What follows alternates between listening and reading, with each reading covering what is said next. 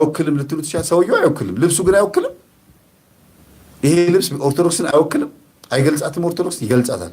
ያለ ቦታው መጥቶ እንደዚህ በመሆኑ ልናዝን ይገባል እንጂ አይወክለንም እኛን ምናምን አይባልም። በደንብ ነው የሚወክላት ቤተክርስቲያን። ሲቀድሱ ብታገኟቸው አይወክልም።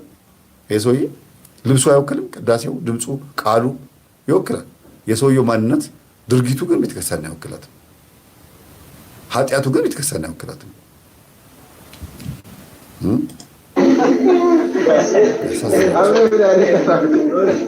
ደግሞ ይደሰታሉ፣ ይስቃሉ። እዛ ውስጥ ያሉ ሰዎች የሚቃወምም የለም። ታዩት አሰናግርት ፍሬ ይባላል ማለት ነው። በጣም አደገኛ የሆነ ፍሬ ነው። ማንኛውን ሰው መጠቀም የማይችለው ነው ማለት ነው። ይህ እንግዲህ አይነ ጥላን በመታጠን ብቻ በ3 ቀን ውስጥ ብን አድርጎ የማጥፋት አቅም አለው ማለት ነው። በሁለተኛ ደረጃ ቅጠሎቹ ደግሞ ለጥርስ ህመም በሽታ፣ ጥርስ ለሚያሰቃያቸው ህመም በሽታ ሼር አድርጉላቸው። አገልግሎቱን እናገራለሁ። ይኸውላችሁ ይሄ ልም ያለ ደብተራ ነው። ይሄንን ፍሬ አይነ ጥላ ያባራል። በ3 ቀን ውስጥ ድራሹን ያጠፋዋል። አይነ ጥላ ምንድን ነው ብሎ ነው የሚያስቡት እነሱ። የሚገርማችሁ ገጠር ላይ አይነ ጥላ ምንድን ነው ስትሏቸው በሽታ ነው የሚሉት፣ አጋንንት ነው አይሉ። እንደው የሆነ መቶ ሰውነትን ውርር የሚያደርግ እንደው የሆነ ነገር ነው እንጂ ሰይጣን ነው ብሎ አይገምቱም። ለዚህ ነው በፍራፍሬና በዚህ ነገር በእጽ ምናምን እንደሚባረር የሚያስቡት። መስቀሉን ይዘው በመስቀሉ ማባረር ሲችሉ አንድና አንድ ክርስቶስ ነው የዓመተ ምሕረት ጥበባችን፣ መድኃኒታችን። ኢየሱስ ማለት መድኃኒት ማለት ነው። ጸበል እያለ ጾም ጸሎት እያለ ቅዳሴው ስጋው ደግሞ እያለ ይህንን ነው ለህዝብ የሚያስቡት። አይነ ጥላ ማለት አጋንንት እንደሆነ እንኳን ስናስረዳቸው ገና ሀሁ እያልን እየተጨቃጨቅን ነው ማለት ነው። ለምን ይሄ ሁሉ ንትርክ ልዩነት እንዴት መጣ? በእኛና በእነሱ መካከል ይሄ ሁሉ ልዩነት እንዴት መጣ? በደንብ አስተውሉ ቤተሰቦች። አብነት ከእናታቸው እጅ ተነጥቀው አብነት ትምህርት ቤት ይማራሉ። አስኳላ ተማሩም አልተማሩም፣ አስኳላ ተማሩም ምናልባት አይማሩም። አብነቱን ከጨርስ በኋላ አስኳላ የሚገቡት ብዬ አስባለሁ። ለምን አይመችም አካሄዱ። እና በየዋህነት በምስኪንነት በገርነት ማለት እዛ መንደሩ ላይ በሚወራ ወሬ ነው አብሾውንም አጼ ፋሪሱንም አብነት ትምህርት ቤቱም ሁሉም ነገር እዛው የሚነገራቸው በመጥፎ መልኩ አያዩትም። ልክ አሁን እንደምላችሁ አይነ ጥላ ምንድናት፣ ቡዳ ምንድነው የሚሉት የሚረዱበት መንገድ በራሱ እዛው መንደር ውስጥ ባለ እንጂ መጽሐፍ ቅዱሳዊ በሆነ መንገድ ወይም ደግሞ መንፈሳዊ በሆነ መንገድ አይረዱትም። ቡዳን አሁን እነሱ ሰይጣን ነው ብለው አያስቡም። በድኝና በቀብርቾ የሚጮህ የሚለፈልፍ የሰው ልጅ ነጮች ቻክራ እንደሚሉት እንትን ይሄ የሆነ ውስጥ ያለ የሆነ ኔጌቲቭ ሳይድ ኔጌቲቭ የሆነ ኃይል ኢነርጂ ብሎ የሚያስቡት። እኛ ኔጌቲቭ ኢነርጂ አጋንንት ነው ብዬ ነው የማስበው። አጠቃላይ መጽሐፍ ቅዱስም አባቶችም ትክክለኛ ሊቃውንት የሚባሉትም ኔጌቲቭ ኢነርጂ አጋንንት ነው። ግን ቡዳንም ሆነ አይነ ጥላን ከበሽታ አንጻር ብቻ ስለሚያዋቸው በምንድን ነው የሚሄዱት? በጸሎት አይደለም፣ በመስቀል አይደለም። አይ እንደው ገርግር አለባት እሷ ይሄ አይደለም፣ ይሄ ፍሬ በደንብ አጎር የሚፈውሳት ይላሉ።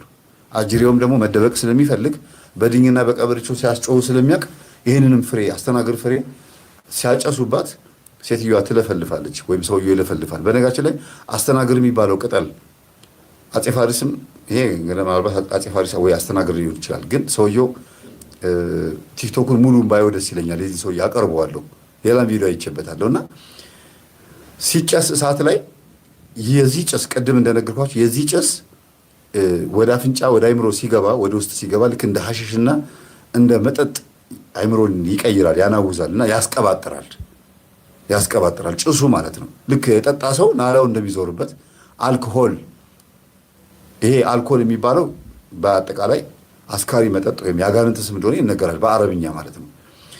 ልክ አይምሮችን ውስጥ ሲገባ እንደሚቀይረን ሁሉ የዚህም ፍሬ ጭሱ እንደዛው ነው፣ እንደ መጠጥ ኃይል ነው የሚሆነው ማለት ነው። ገብቶ ሰውየውን ያዘባርቀዋል። እና ከዛ አንጻር እነሱ የተለየ ነገር አድርገው ያስቡታል። የእውነት አይነ ጥላ ግን በዚህ ፍሬ ትሄዳለች። ስንት ቅዱሳንን ያሰቃየ መንፈስ፣ ስንት ቅዱሳንን በየበረሃ የሚፈትን ጸሎት ሲጸልዩ እየመጣ የሚጎነትን በመስቀላቸው እግዚአብሔር ይገስጽህ እያሉ ሲሉት እየሄደ ተመልሶ የሚመጣ እንደገናም ደግሞ ክርስቶስ የገሰጸው ተራራ ላይ ማቴዎስ ወንጌል ላይ ናስቲ ወደ ተራራ እንውጣና እስቲ ራስን ከዚህ ፎቅ ወርውር ብሎ ሲፈትነው የነበረ ይሄን ድንጋይ ዳቦ አድርገው ሲል የነበረ እስቲ ወርቅ አስገድልኝ ብሎ ሲፈትን የነበረ ሰይጣን በዚህ ቅጠል ነው የሚሄደው። መጽሐፍ ቅዱስ እንደሚናገረው ከሆነ በመስቀሉ ኃይል ጠላታችንን ጠርቆ አስሮ ከመንገድ አስወገደው ነው የሚለው። መስቀል ኃይላችን ነው። መስቀል ቤዛችን ነው። መስቀል የነፍሳችን መዳኛ ነው። አይሁድ ይክዱታል፣ እኛ ግን እናምነዋለን ነው የሚለው። ስለዚህ በገጠሩም በአብነት ትምህርት ቤቱም የተምታታ የተዘበራረቀ አስተምህሮ ዛሬ ላይ ለመናፍቃን መላገጫና መጫወቻ አድርጎናል። ጥበብ ነው እየተባለ ያለውን ጠባብነት ዝብርቅቁን አውጥተው ትውልዱ ወደ ምንፍቅና እንዲሄድ ራሱን እንዳይጠብቅ ዱርዬ እንዲሆን በረከቱን በቃ በአጠቃላይ ባለው ነገር እንዳይደሰት አድርገውታል። የተዘበራረቀ ማንነት እንዲኖረን አድርገውናል። የምንጽፈው ኮሜንት የተዘበራረቀ፣ አንስማማ፣ በብሔር አንስማማ፣ በሃይማኖት አንስማማ፣ ሁሉም የራሱን ጥግ ይዞ በኮሜንትም በቪዲዮም የሚለቅ ሁሉም የራሱ መስኮት ያለው እኔ የምለው ትክክል ነው የሚል ትውልድ እንዲፈጠር ምክንያት የሆነው ይሄ ትዕቢተኛው የደፋሩ ቤተክርስቲያን ውስጥ ያለው የተዋርሶ የጠቋሩ መንፈስ ነው። በሁለተኛ ደረጃ ቀጠሎቹ ሰይጣንን እያሰብክ የምትጸልይ ከሆነ አታሸንፈውም፣ በጉልበት አትሸንፈውም። እንዲያውም ምን ብሎ ይናገር 20ኛው ክፍለ ዘመን ላይ የጻፈ አባት ነው እና ምን ብሎ ይናገር መስላችሁ? አንተ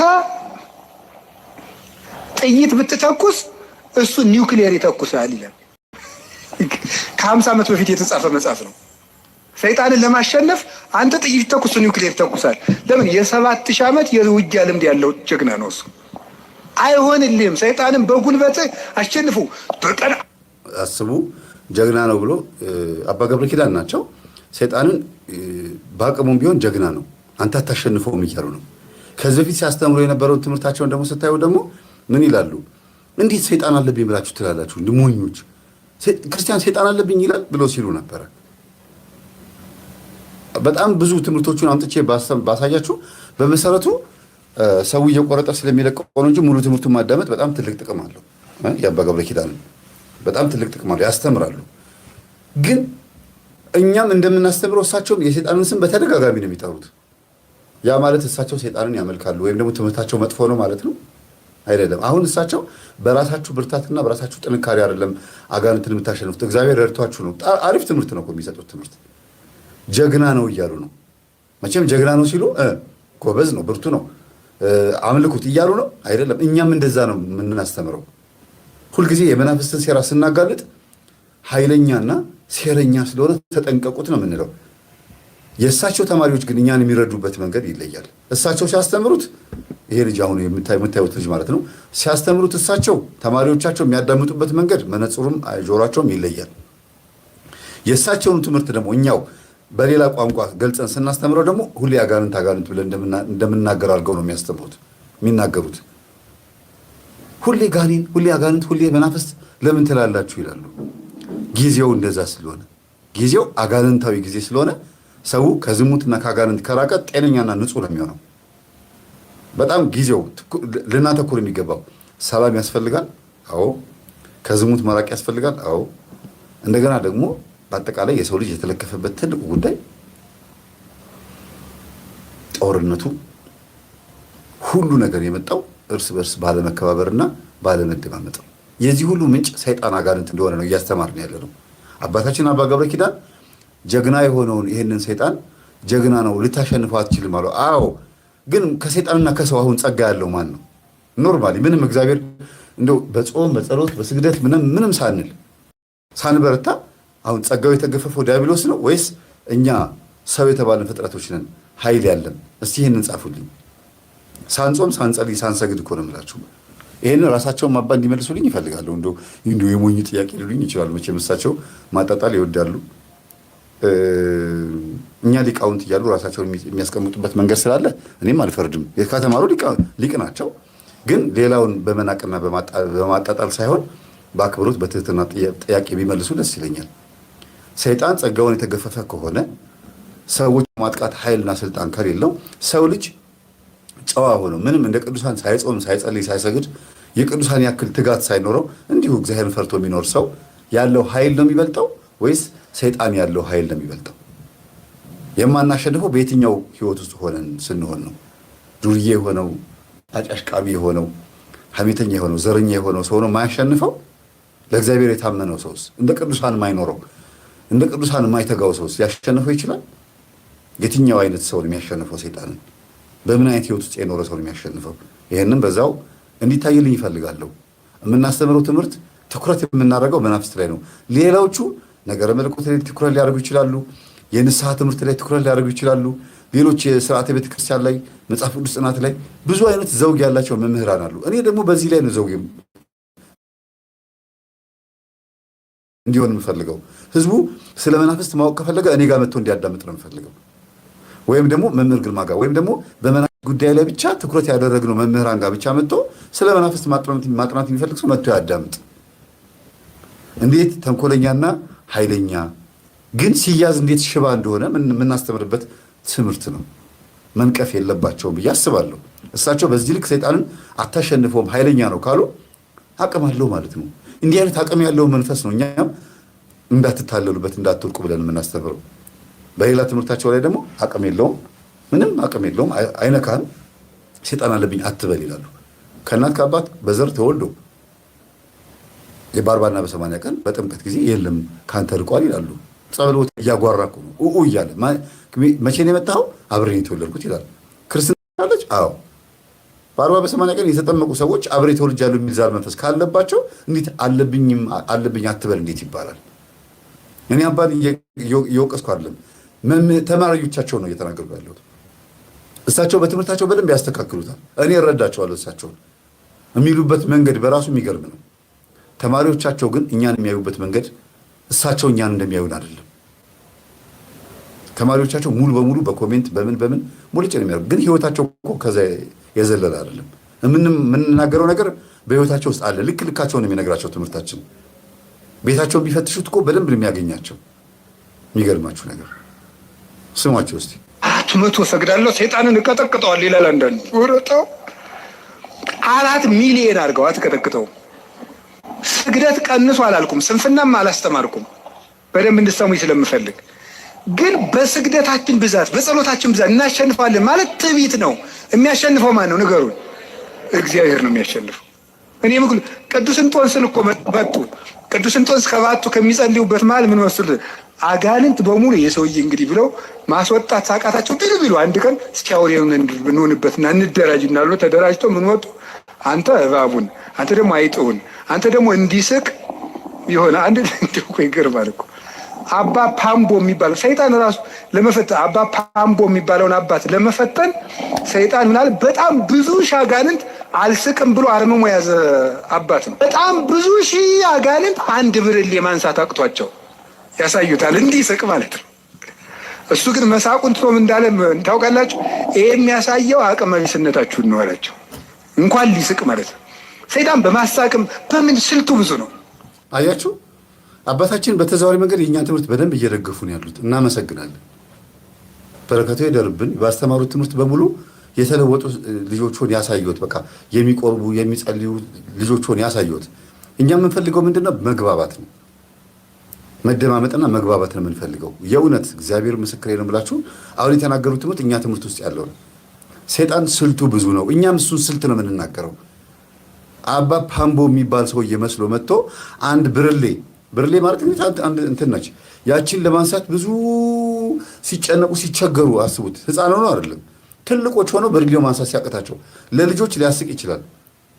ለእኚህ ለበቁ አባት ለአባ መቃርስ ወይ ለአባ እንጦስ ወይም ደግሞ ለገዳማውያን ለባህታውያን ግን ይሄ የአጋንንት ስራ እንደሆነ ይታወቃቸዋል። ይሄ ግን ለህዝቡ እንደዛ ነው ወይ ነው ይታወቀዋል ወይ? ህዝቡ ይገባዋል ወይ? ይሄን ነገር ህዝቡ አይስቅም ወይ? እኚህ ጻድቅ አባት አልስቅም እንዳሉት ህዝቡ አልስቅም ይላሉ ወይ? ይሄንን ስልት ነው ስለማያውቀው ህዝቡ ከአባቶቹ የተለየ ህዝብ ስለሆነ የመጽሐፈ መነኮሳትን ማሪሳቅ አረጋዊ መንፈሳዊና ፊልክስዩስን ስለማያውቅ ሴራውን ስለማያውቅ ነው እኛ እየገለጥን እያሳየን ያለ ነው። በቤት ውስጥ የሚመለከው ዛሩ አምልኮ ወይም ደግሞ ይሄ ከራማው የሚባለውን ደብተራዎች የሚሰሩትን ስርማሽ ቅጠል በጣሽነት ኮኮ ቆጠራውን አስማቱን ድግምቱን የነጮችን ሂፕኖሲስ የነጮችን ኮንስፓይረሲ እና ይሄ ሰይጣን አምላኪነትን እንዴት እየዘመነ እንደመጣ እየገለጥን ነው የምናስተምረው እኛ። ይሄን እወቁበት፣ ንቁበት። ጊዜው በጣም ስልታዊ ነው። በብርሃናዊ መልአክ መስሎ መጥቷል። በሚያብረቀርቅና በሚያብለጨልጭ መንገድ መጥቶ እንዲክ ዴማስ በቅዱስ ጳውሎስን ጥሎት ሄደው በዚች በምታብለጨልጨዋ ከተማ ተታሎ እንደሄደ ሁሉ እኛም ደግሞ ህዝቡ በሚያምር ነገር እየተታለለ እየወጣ እንደሆነ እየነገር ነው እየመለስ ነው። ይሄ ነው ትምህርታችን። እኛ ሰይጣን ስልታዊ ነው። አዎ ዘዴ፣ ብዙ ጥበብና ዘዴ ያለው ሰውን ለማሰናከል። አዎ እሱን ነው እኛ ማግዙን ያለው። ይሄን ነው አግዙን ያለው። ምንድን ነው ስልቱ? እኛ ዋጋ ከፍለን በየሰው ቤት ሄደን የምናስጥለውን ጨሌ ከወደቀበት አንስታችሁ እንደገና አምልኩት በሚያስብል መልኩ ነው እናንተኛን የምትቃወሙት። ለምን አስቆረባችኋቸው? ለምን ጨሌ አስጣላችሁ የምትሉ ነው የምትመስሉት ስትቃወሙ። ምን እያለን እንደሆነ ስላልገባችሁ፣ ገብታችሁ ትምህርቱን ስለማታዳምጡ፣ የተቆረጠች ቪዲዮ ይዞ ብቻ መብጠልጠል፣ ሙሉ ቪዲዮን የማየት ትዕግስትም የላቸውም ሰባኪያን። በመሰረቱ ቤተክርስቲያንን የምትወዷት ከሆነ መምህራን፣ ሰባኪያን፣ ምዕመናን ቤተክርስቲያን የምትወዷት ከሆነ እኛን ለመቃወም ሙሉ ትምህርቱን ማዳመጥ ነው። ለመቃወም እንኳን አይደለም ለመለወጥ፣ በቂ መልስ ለማግኘት ትዕግስቱ ከሌላችሁ ደግሞ አርፎ መቀመጥ ብዬ ነው የምለው። ወደ እንጦንስ ሲመጡ ዘንዶ ሆኖ ይመጣል፣ እንደ እባብ የሚያፏጫል። አስባችሁታል ምዕመናን? ዘንዶ ቢመጣባችሁ፣ ዘንዶ ብዙ ሲሆን፣ ከዛ ደግሞ እባብ ቢመጣ፣ ከዛ ደግሞ ጊንጥ ቢመጣ፣ እንደገና ነብር ቢመጣ፣ እንደገና አንበሳ ቢመጣ፣ እንደገና ጅብ ቢመጣ፣ አይጥም ቢመጣ፣ ኧረ እኔ ራሱ አይጥ ራሱ አሁን ሌሊት አሁን አይጥ መጣ ደህና ናችሁ ብትል አታስፈራም? ያ ሁሉ እንደ ሰው እየተነጋገረ እያፏጭ መጣ። እንዲህ እኮ ይገርማል እኮ። ምንድን ነው ያላቸው? ይሄ የሚያሳየው አቅም እንደሌላችሁ ነው አለሱ። በጣም ደስ ይላል። ጸበል ቦታ ላይ አንዳንድ ጸበልተኞች ያዩትን ህልም ሲናገሩ፣ ያዩትን ራእይ ሲናገሩ፣ በርሜል ጊዮርጊስም ሊሆን ይችላል ወይም ድነው የተነሱ ሰዎች ቃለ መጠይቅ ሲደረግላቸው ሲመሰክሩ ለምን ይሾፍባቸዋል ታዲያ? ለምን ይላገጥባቸዋል? ሰይጣን በዚህ መልክ መስሎ ከመጣ ያስደነግጣል አይደለም? ይሄ ለአንዳንድ ሰዎች ማላገጥ፣ ለአንዳንድ ሰዎች ደግሞ እውነት ነው። እርስዎ እንደሚሉት ከሆነ ሰይጣን በብዙ አይነት መንገድ ይመጣል አይደል? ያ የመጣባቸውን ሰይጣን ነው ለእኛ ነግረውን በዚህ ልክም ይመጣል ብለው ሲነግሩን እናንተ የምታሾፉባቸው ምዕመናን፣ የእርሶ ልጆች፣ እርሶና የእርሶ ልጆች በአጠቃላይ ማለት ነው። ሰይጣን ብዙ ስልት ካለውና በዚህ ልክ የሚመጣ ከሆነ ኢንተርቪው የሚደረጉት ከወደቁበት ተነስተው ታመውም ከሆነ እኔ እንደዚህ ሆኜ ብለው ሲናገሩ አይሾፍባቸው፣ ማላገጥ አያስፈልግም። ስለዚህ እንደዛ ሆኖ መጥቶባቸዋል አለ እነዚህ ሰዎች። ይሄን ነው በቃ አጥብቄ ልናገር የምፈልገው። በእነዚህ አይነት መምህራንና አባቶች ሲነገር አሪፍ፣ በምትጠሏቸውና በሚያጠምቁ አባቶች ሲነገር ደግሞ ተረት የሚሆንበት ምክንያት ምንድን ነው?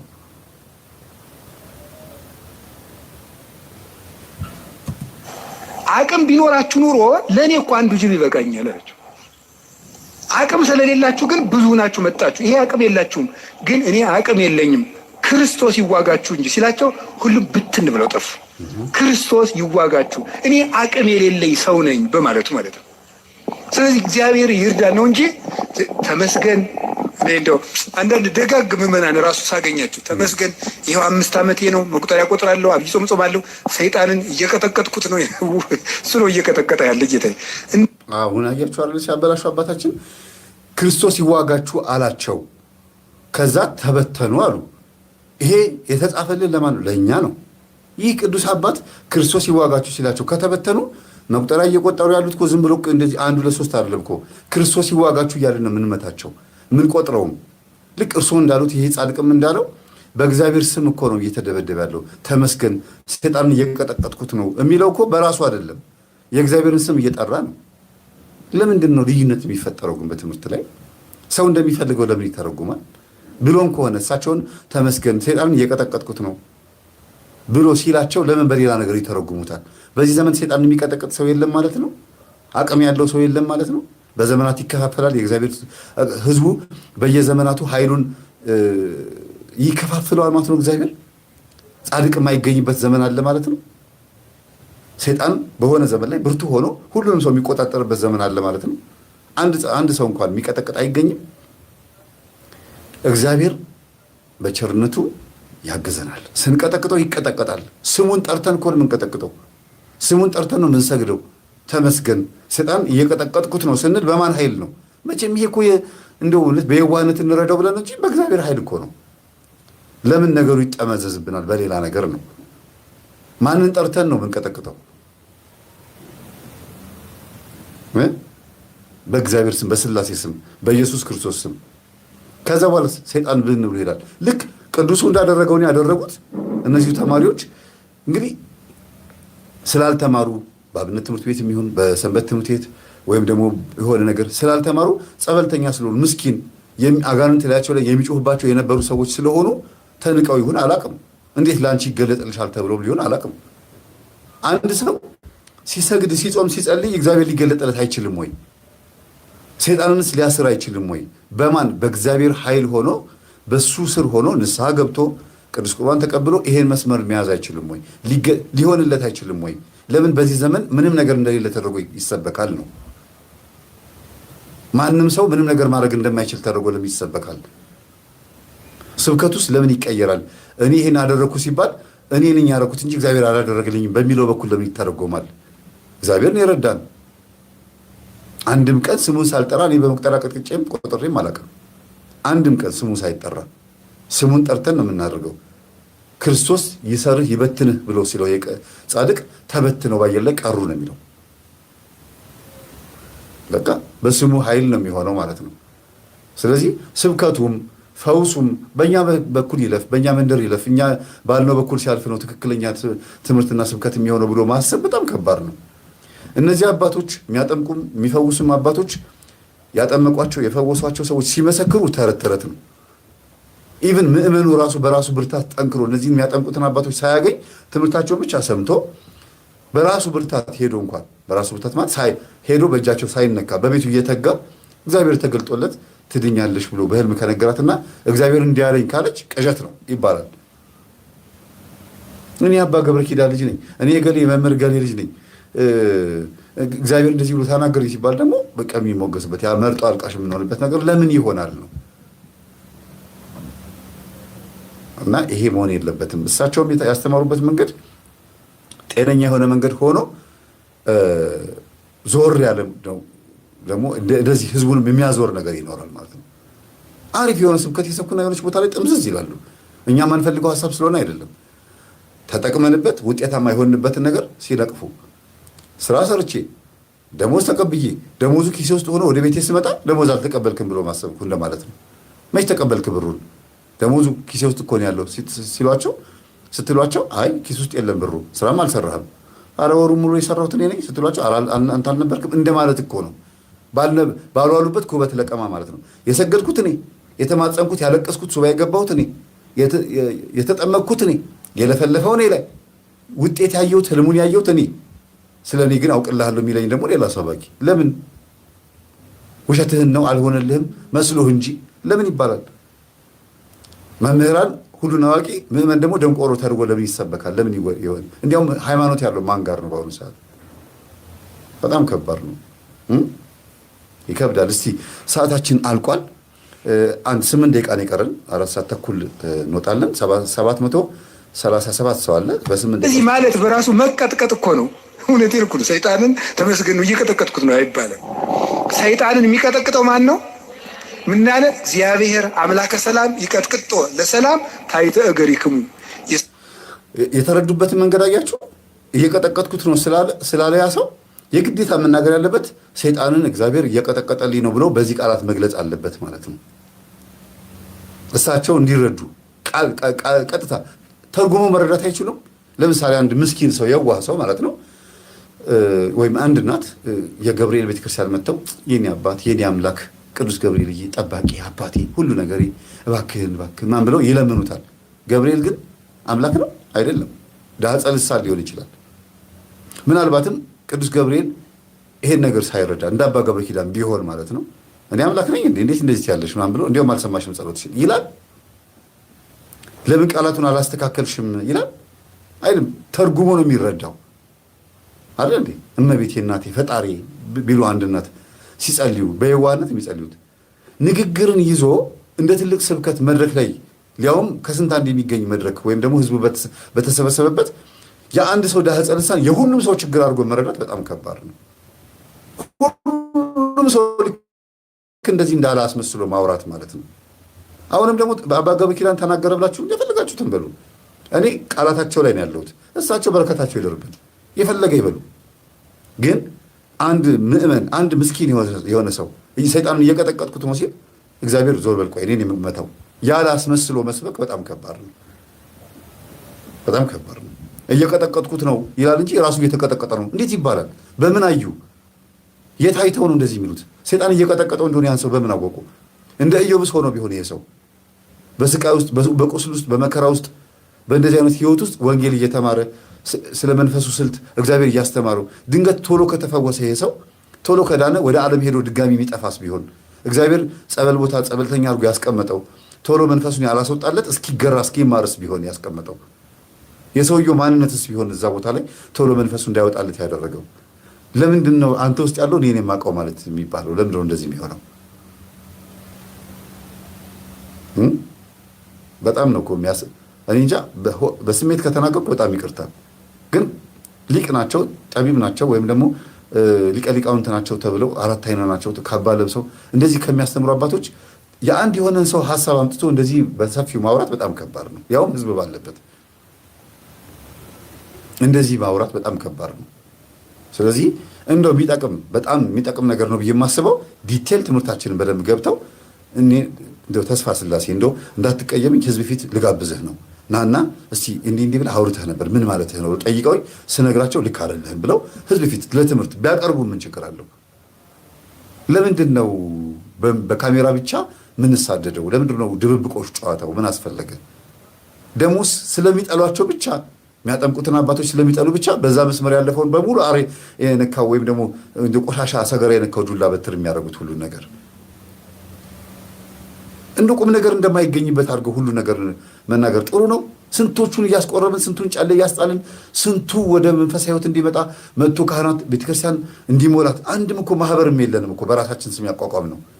ሁሉንም አስተምረን የት ነው የምንልከው? ቤተክርስቲያን ነው የምንልከው። በእኛ ስም እንኳን የተቋቋመ ማህበር የለም። እንደ ማህበረ ቅዱሳን እንደ ማህበረ ገሌ እንደሚባሉት የእኛ ማህበር እንኳን የለም።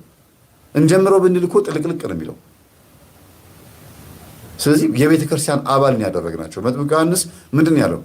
እኔን ተውኝና ሂዱ ተከተሉት፣ ይኸው የእግዚአብሔር በግ፣ ይኸው እንጀራ፣ ይኸው የሚበላ ክርስቶስ አላችሁ፣ እኔን ተውኝ፣ እኔ ጊዜያዊ ነኝ፣ ይኸው እሱን ተከተሉት ነው ያለው። እኛም እንደዛ ነው እያመጣን ከባዕድ ቦታ ላይ እያመጣን ይኸው ቤተ ክርስቲያንን ተከተሏት፣ ግቡ። ሰንበት ትምህርት ቤት ሊሆን ይችላል፣ በጽዋ ባበር በምንም ገብተው ብቻ መንፈሳዊ እንዲሆኑ ነው የምንፈልገው እኛ። ይገርማል በጣም። አሁን እንኳን እንደዚህ እያስተማርኩኝ የሚጽፈውን ተመልከቱ። በጣም እኮ የሚገርሙ ናቸው። አያችሁ አጻጻፋቸው እንኳን ይውላችሁ። እንደዚህ እንኳን እያስተማርናቸው እያዳመጡ አይደለም ማለት ነው። ጭንቅላታቸው ተበርዟል፣ ተበክለዋል ማለት ነው። ጤነኛ እንኳን አይደሉም። አጥማቂው ግርማ የት ጠፉ የት ገብተው ነው ብሎ ይጽፋል። ይገርማል። አጥማቂ ብለው ስም ያወጡላቸው እኮ በነገራችን ላይ ይህን ትምህርት የሚቃወሙ ሰዎች ናቸው። ሰላም አምላክ እግዚአብሔር ሰይጣንን ከእግራችሁ በታች ይቀጥቅጠው ብሏል። ሮሜ 16:16 ላይ ዲያብሎስን በጉልበታችን አናሸንፈውም፣ በእግዚአብሔር ቸርነት ግን እናሸንፈዋለን። ስለዚህ ዲያብሎስ ከኛ አቅም በታች ነው፣ በእግዚአብሔር ቸርነት እችላለሁ በሉ። እንትን ካልሄድኩ ሰይጣን አይወጣም እያላችሁ እንደዚህ አትበሉ። ዲያብሎስን ዓለምን የሚያሸንፈው እምነታችንና ከክርስቶስ ጋር መኖራችን ነው። ጌታችን ኢየሱስ ክርስቶስ እውነተኛ ብርሃን ነው። ዲያብሎስ ደግሞ ጨለማ ነው። ብርሃን ደግሞ ጨለማ ባለበት አይኖርም። ወደ ብርሃን ፊታችንን እንዙር። ዲያብሎስ በእኛ ላይ አቅም የለውም እና እጃችሁን አትስጡ። ይኸውላችሁ ደግሞ ሌላ በእኛ ላይ አቅም የለውም። ምን ከሆንን ነው አቅም የማይኖረው? እምነት ካለን ብቻ ነው። ምግባርስ፣ ጾም፣ ጸሎት፣ ስግደትስ የትኛውን ስንሆን ነው? ስለዚህ አሁንም ዞሮ ወደ ምን ያመጣናል? ግዴታ አቅም እንዳይኖረው እኛ መትጋት አለብን ወደሚሉ ያመጣል። ስለዚህ በድካምና በትጋት ደግሞ የምናገኘው ኃይል አለ ማለት ነው። ቅዱስ ጳውሎስ እንደተናገረው ያን ጊዜ ስበረታ ኃያል ነኝ ብሎ ተናግሯል። ያን ጊዜ ስበረታ ኃያል ነኝ፣ በእኔ ላይ እግዚአብሔር ትልቅ ተአምር ይሰራል እኮ ማለት ነው አይደል እንዴ? ስጠነክር ስደክም ነው እንጂ ያለው ያን ጊዜ ስደክም እግዚአብሔር በእኔ ላይ ትልቅ ስራ ይሰራል እያለ እኮ ቅዱስ ጳውሎስ የሚናገረው። እና እንጃ አንዳንድ ጊዜ እኛ ዝም ብለን እጃቻችን አጣጥፈን ተቀምጠን እምነት ብቻ ስላለን እንደ ፕሮቴስታንቶች የሆነ ነገር በቃ ስንናገር ሴጣን እጁ ሽባ የሚሆን እግሩ የሚሰበር ምናምን አድርጎ መሳል በጣም ከባድ ነው። መትጋት ግዴታ ያስፈልጋል። ግን በትጋታችን አይደለም እየዳን ያለ ነው። እግዚአብሔር እንዲምረን ስጋንም እየገራ ነው ማለት ነው። ሰው በደንብ በሰገደ ቁጥር ዝንየት አይመታውም። ጾም፣ ጸሎት፣ ስግደት ሲያበዛ ህልመ ሌሊት ማለት ነው። እንደገናም የዝሙት መንፈሱ ጾሩ ይርቅለታል፣ ይገራል። እንቅልፍ የሚለው አጠቃላይ ህልምና ራእይ የመምጣት እግዚአብሔር ያናግረዋል በዚህ ጉዳይ። ለምን ስጋ በጣም እየተጎዳ በመጣ ቁጥር መንፈሳዊ የሆኑ ነገሩ እየተከፈተ ነው ይመጣው። ነፍስ ትበረታለች። ስጋ ደካማ ሆነ ሲባል ምንም ካልሰገደ ማለት ነው። ከሰገደ ግን ደካማ ሆነ ማለት አይደለም፣ በረታ ነው። ነፍስ እንድትገዛው ይፈቅዳል ማለት ነው። በቃ ሰልጥኝብኝ ይላታል ነፍስን። የዛን ሰዓት ሁሉ ነገር ብርት ይላል። እግዚአብሔር በእኛ ላይም ሊሰራ ይሞክራል። ለምንድን ነው ቅዱስ ጴጥሮስን ተነሱ ትጉና ጸልዩ እያለ በጌቴሴማኒ ሐሙስ ማታ ሲተኙ ሲያስነሳቸው የነበረው ለምንድን ነው? ተነሱና ትጉና ጸልዩ፣ ወደ ፈተና እንዳትገቡ ትጉና ጸልዩ። ምን ማለት ነው? ድከሙ ማለት አይደል? ትጉና ጸልዩ ማለት ነው ወደ ፈተና እንዳትገቡ አይደል? ስለዚህ እኮ ነው በድካማችን በኩል እግዚአብሔር መጥቶ ይባርከናል የሚባለው። ድካማችን ባይሆንም ነፃ የሚያወጣል። በድካም ውስጥ ግን እግዚአብሔር በረከቱ አለ። ስለዚህ ድካም ያስፈልጋል ማለት ነው። ብርታት ያስፈልጋል ማለት ነው። እሳቸውን እያስተማርኳቸው ወይም ለእሳቸው መልስ እየመለስኩ አይደለም ያለሁት። ተማሪዎቻቸው የሚረዱበት መንገድ ይሄን ሰምቶ አሁን እኛን ቀጥታ ቃል በቃል እኛን እየተቃወሙ የሚመስለው ሰው አለ። እየደገፉንም ነው እየተቃወሙንም ነው እሳቸው። ሁለቱም አለ። አንድ ትምህርት ላይ እንግዲህ ምን ላድርገው፣ እንዴት እንደምናደርገው አናውቅም። ትምህርቱ እንዴት እንደምንሰማው አይ ይሄ ለኔ አይደለም፣ ይሄ ለኔ ነው፣ ይሄ ለኛ አይደለም እያልን ነው የምናዳምጠው። ችግር እኮ ነው አንዳንዴ። ማንም ሊጫወትባቸው አይገባም። ይሄ ጠንቋዩ ሁላ እየመጣ እየሮጠ በእውነቱ ሰይጣን ማን ትባላለህ? ሰይፉ ጨንገር የት ነው ያስካት? ትምህርት ቤት ምንድን ነው እንዲህ ያለ ነገር?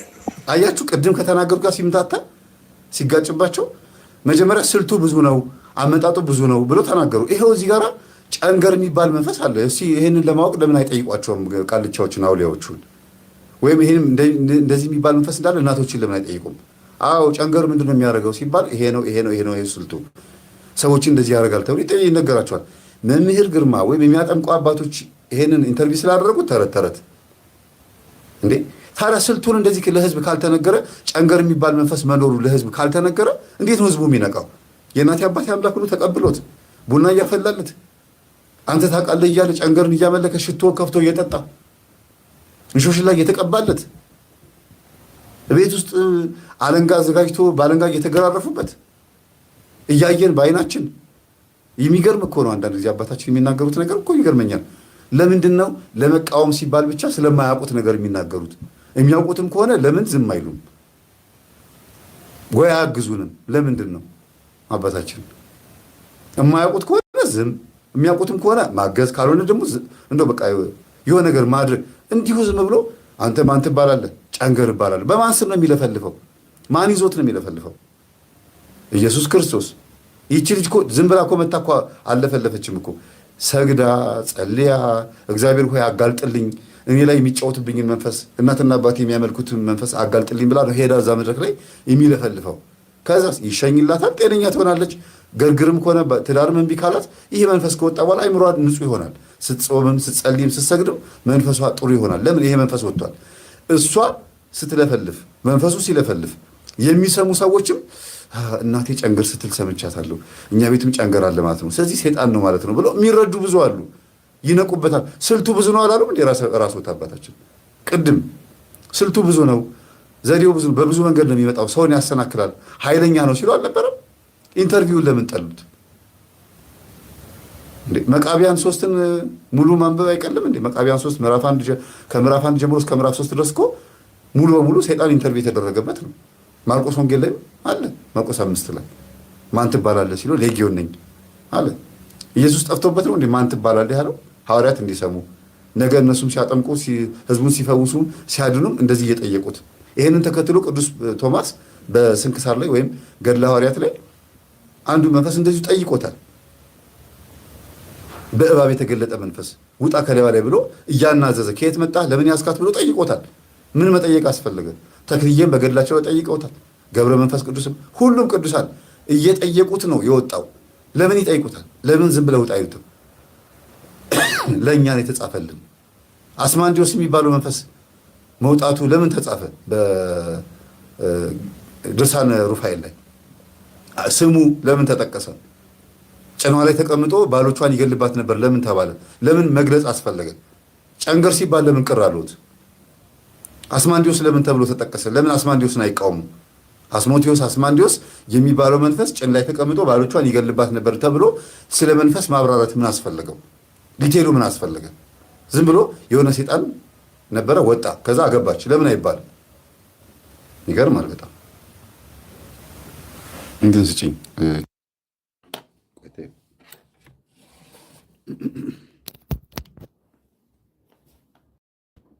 ይቅርታ እንግዲህ ማይኩ ነቅዬ ቻርጅ ስለሰካሁበት ማለት ነው። እና እኔ በእውነት በጣም ግራ እየገባኝ ነው። በአንድ ስብከት ውስጥ የተምታታ የተዘበራረቀ ነገር ነው እና ገብተው ወይ ትምህርታችንን በደንብ አዳምጠው በደንብ ቢጀልጡንና በደንብ ቢቀጠቅጡን ይሻላል። አባታችን ዝም ብለው ሳያዳምጡ የመሰላቸውን ብቻ እየተናገሩ ህዝብ ከሚያደናግሩ የእውነት ነው የምላችሁ። አሁን ሳዳምጠው ትምህርታቸውን አባታችን በአንድ ስብከት ላይ 3-4 አይነት ቃላት እላለሁ። ምን ማለታቸው ነው እላለሁ። እንዴ ጨንገር ማነት ይባላል? ጨንገር ይባላለሁ። ስሙት እንግዲህ ነው አይደለም እንዴ? አስቡት እንግዲህ ማነው የደገመባት? ያክስቷ ልጅ ሁሌ የሚለፈልፏት እቺ ናት። ሁልጊዜ ያክስቷ ልጅ ያጎት ልጅ ምናምን አለ ይላሉ ሁሉም ሰባኪዎች። እናንተ ግን ጉባኤ ላይ መታችሁ እንደዚህ ሲናገር ሰምታችሁ ታውቃላችሁ? በ2 ወር ወይ በ3 ወር በ6 ወር አንድ ነው እንደዚህ ብትሰሙ ማን እንደደገመባት የሚናገረው ቅርብ ዘመድ እንደሆነ ብትሰሙ ከስንት አንድ ነው። እሱም ሳይጠየቅ ነው የሚለፈልፈው። ከየት ነው የመጣኸው? ማነህ? ለምን ገባህ ተብሎ ይጠይቃል እንጂ እኔ ከአባት ነው የመጣሁት እንደዚህ ነው የሚል ጊዜ ማን ጠየቀህ ተብሎ የሚገረፈው ሲቀባጥር። ለምን እዛ ቦታ ላይ ጨምድዶት የሚያስለፈልፈው የእግዚአብሔር ኃይል ከሆነ ውጣ ሲባል በኢየሱስ ክርስቶስ ስም ውጣ ሲባል እሺ ብሎ የሚወጣ ከሆነ ለምን ይቃወማሉ? መንፈስ ቅዱስ ፈቅዶ ሰው ለምን ይቃወማል? መንፈስ ቅዱስ አጋንንቱን እያስለፈለፈው ፈቅዶላቸው ለሚያጠምቁት አባቶች ፈቅዶላቸው እየተሰራበት ሰው ለምን ይቃወማል? መምህራን ለምን ይቃወማሉ? የሚያስለፈልፈው አጋንንትን የሚያስለፈልፈው የእግዚአብሔር መንፈስ ነው ወይ ሰማዕቱ ወይ ደግሞ ድንግል ማርያም ወይ መላእክት ናቸው። ማን ያዘ ሲባል እገሌ ያዘኝ ይላል። ሲጠየቅ ይለፈልፋል።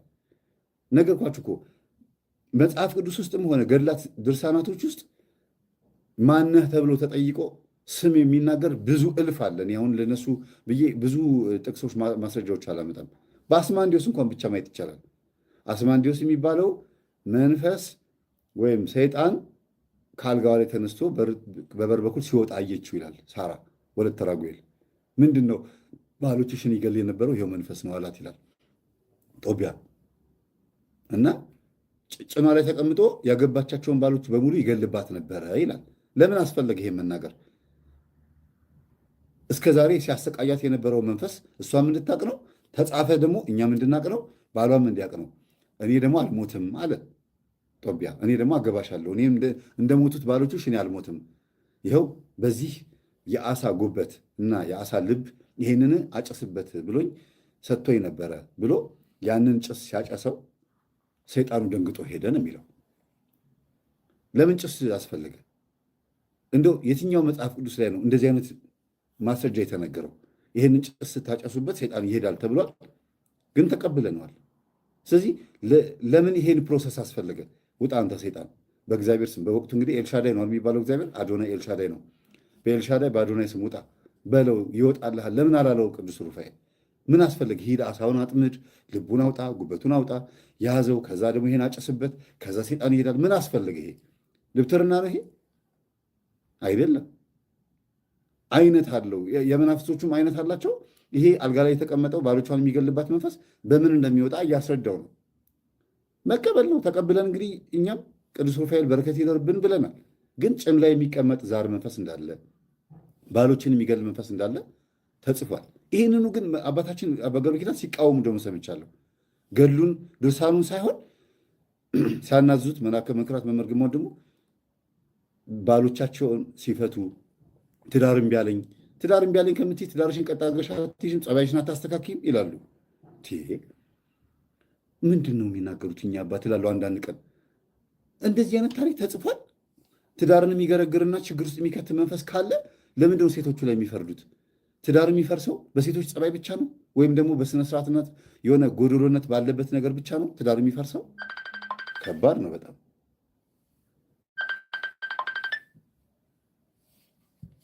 በጣም ይገርማል።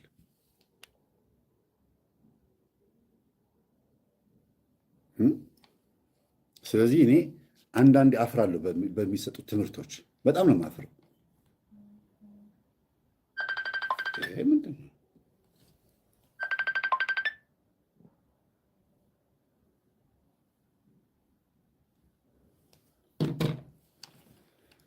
እና እውነት እያደር ይጠራል። የምናስተምረው ትምህርት ውጤታማ ነው። ብዙ ሰዎች ተለውጠውበታል። ጨንገርም ይሁን አይነጥላ የትኛውም ገርግርም ይሁን ታየ ከራማም ይሁን ስሙን ተናግሮ የተመለከ መንፈስ የለም፣ ወይም ደግሞ ጉልበት ያገኘ ሰይጣን የለም። ወደ ሲኦል ሂድ ተብሎ የሚሸኙ ነው ያለው። ስሙን ተናግሮ ሰው ይማርበታል። ምን ብሎ ነው የሚማርበት? ታየ ከራማ የሚባል የምታመልክ እናት ካለች በዛ ጉባኤ ላይ ወይም ደግሞ ቪዲዮን ያየ ሰው እኛ ቤት ውስጥም ታየ ከራማ የሚባል መንፈስ አለ እንዴ፣ እንደዚህ ነው እንዴ እያለ ይነቃል። ሰው ይገባዋል። ልክ አሁን እንደምነግራችሁ የተጻፈውን ገድል እንደ አባታችን የአቡነ ሀብተ ማርያም የአቡነ ዜና ማርቆስን ገድሉን አንብቦ እኮ ስንት ሰው እኮ መረጃ ያገኛል። ስንት የክርስቶስ ሰምራ ገድል ላይ ስንት ደብተራዎች ታሪካቸው ተጽፏል። ለምን አስፈለገ? ኢንተርቪው እኮ ማለት ነው እሱ ራሱ። ዛሬ ማይክ ስለተያዘ ነው። ያው ማይክ ምን አረካት ሲባል እንዲህ እያለ ያወራል አይደል? ያ ስለሆነ ትክክል አይደለም። በመጽሐፍ ስለተጻፈ ግን ትክክል ነው ማለት ነው። መጽሐፍ ላይም ያለው ኢንተርቪው ያኔ በወቅቱ በዛ ሰዓት አናዘውት በፊደል ተጻፈ። ድምፅ በሌለው አካል ባለው ፊደል ተጻፈ። ስናነበው ድምፅ አለው። ይሄም ስናወራበት ድምፅ አለው። ዘመኑ ባፈራው እየተነጋገርን ያለ ነው። አባቶቻችን ሰይጣንን አናዘውት። አባ እንጦንስ፣ አባ መቃርስ አጋንንትን ኢንተርቪው አላደረጉ? እንዴት ነው እነዚህን ሰዎች የምታሰቃያቸው? እንዴት ነው የምታስደንሳቸው? ሄሮድሳውያንን በአንድ ክፍል ውስጥ አስገብቼ ጨለማ ክፍል ውስጥ አድርጋቸው እርቃናቸው እንዲጨፍሩ አድርጋቸዋለሁ። እናት ከወንድ ልጇ ጋር፣ አባት ከሴት ልጁ ጋር፣ ወንድምና እህት፣ አጎትና ክስት ወሲብ እንዲፈጽሙ አድርጋቸዋለሁ አላለም እንዴ? ገድላቸው ላይ ኢንተርቪው ለምን አደረጉት? ለምን ጠየቁት? ይሄ የተጻፈ ታሪክ እኮ ነው። ይሄ የጥንት ስለሆነ መጽሐፍ ላይ ስለተጻፈና በፊደል ስለሆነ ኢንተርቪው አይደለም። ይሄ ግን በማይክራፎን ከሆነ ግን ኢንተርቪው ነው። ስለዚህ ልክ አይደለም። ሰይጣን ማናገር ትክክል አይደለም ማለት ነው። በጣም ነው የማዝነው በእውነት። ስለነበረን ሰዓት ሁሉ የአምላካችን ስም የተመሰገነ ይሁን። ደህና አደሩ። እንትኑ ትንሽ ማይኩ እንትን ስላለብኝ ብዙ መቀጠል አልፈለግኩም። ሰዓቱም ሄዷል። ምሳሌ ሊሆን 20 ደቂቃ ነው የቀረው። በስመ አብ ወወልድ ወመንፈስ ቅዱስ አሐዱ አምላክ በቅድስት ሥላሴ እንዛምን ወይትማኅፀን ክህደ ከሰይጣን በቅድመ ዛቲ እምየ ቅድስት ቤተክርስቲያን እንተ ይትስም የማርያም ጽዮን ለዓለመ ዓለም አሜን። አቤቱ ጌታችን አምላካችን መድኃኒታችን ኢየሱስ ክርስቶስ እንድንግባባ እንድንደማመጥና እውነት የሆነው ነገር ላይ እንድንደርስ አንተ እርዳን። እንዲሁም የተማርነውን በልቦናችን አሳድርብን፣ የምንለወጥበት አድርግልን። መንግሥተ ሰማያት የምንወርስበት፣ ኃጢአታችን የምንደመስስበት፣ ዲያብሎስን ድል የምናደርግበት አድርግልን። አሜን። አባታችን ሆይ በሰማይ የምትኖር ስምህ ይቀደስ፣ መንግሥትህ ትምጣ፣ ፈቃድህ በሰማይ እንደሆነች እንዲሁም በምድር ትሁን። የዕለት እንጀራችንን ስጠን ዛሬ፣ በደላችንን ይቅር በለን እኛም የበደሉንን ይቅር እንድንል፣ አቤቱ ወደ ፈተና አታግባን ከክፉ ሁሉ አድነን እንጂ መንግሥት ያንተ ናትና ኃይል፣ ክብር፣ ምስጋና ለዘላለሙ አሜን። እመቤታችን ቅድስት ድንግል ማርያም ሆይ በመልአኩ በቅዱስ ገብርኤል ሰላምታ ሰላም እንልሻለን። በሐሳብሽ ድንግል ነሽ፣ በሥጋሽም ድንግል ነሽ። አሸናፊ እግዚአብሔር እናት ሆይ ሰላምታ ላንቺ ይገባሻል። ከሴቶች ሁሉ ተለይተሽ አንቺ የተባረክሽ ነሽ፣ የማኅፀንሽ ፍሬ የተባረከ ነው። ጸጋን የተመላሽ ቅድስት ሆይ ደስ ይበልሽ፣ ከአንቺ ጋር ነውና ከተወደደው ልጅሽ ከጌታችን ከመድኃኒታችን ከኢየሱስ ክርስቶስ ዘንድ ይቅርታና ምሕረትን ለምኝልን ኃጢአታችን ያስተሰርይልን ዘንድ ለዘላለሙ አሜን።